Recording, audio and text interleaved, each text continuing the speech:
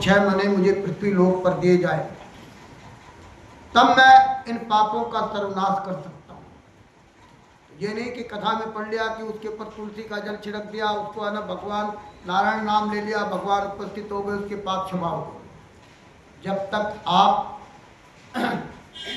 पाप की गति को समझते हैं और आवेदन करते हैं, भगवान से क्षमा याचना करते हैं कि मुझसे गलती हो गई, मैं क्षमा चाहता हूँ, अब मैं आगे नहीं करूँगा, तभी जीवन सार्थक होता है। तो इस प्रकार कहते हैं कि प्रेत योनि से मुक्त होकर के प्रज्वलित अग्नि के समान दिव्य स्वरूप तथा लक्ष्मी के समान सौंदर्य को धारण करके भूमि पर दंडवत लेट करके ब्राह्मण को प्रणाम किया कि आपने मेरी सहायता की।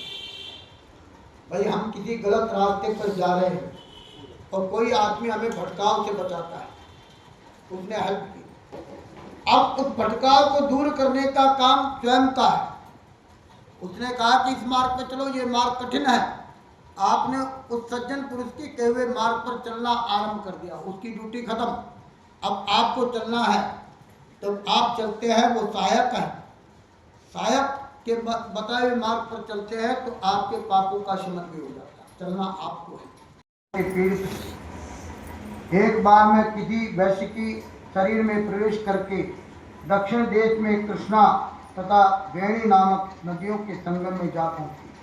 जैसे ही मैं तट पर पहुंची, वैसे ही मुझे उस वैश्य के शरीर से शिव तथा विष्णु के दूतों ने बलपूर्वक बाहर फेंक दिया। वैश्य के शरीर में पहुंचने का प्रयास किया, परंतु मुझे बलपूर्वक उसमें से खींच लिया। इसके बाद मैंने तुम्हें भ्रमण करते हुए देखा, तुम्हारे हाथ में तुलसी का जल पाकर के मेरे सारे पाप दूर हो। तवस्त तुलसी वारी संसर्ग गत पातक प्रेत देहते। और मैंने तुम्हें भ्रमण करते हुए देखा, तुम्हारे हाथ में तुलसी का जल का स्पर्श पाकर के मेरे सारे पाप दूर हो। हे विप्र, अब तुम कृपा करके मुझे बताए कि मेरी मुक्ति किस भयानक योनियों के अंतर्गत कि मुझे ये प्रेत योनि का शरीर मिला है। ग्रंथ बोले कि तीर्थ दान आदि व्रतों से पाप नष्ट हो जाते हैं।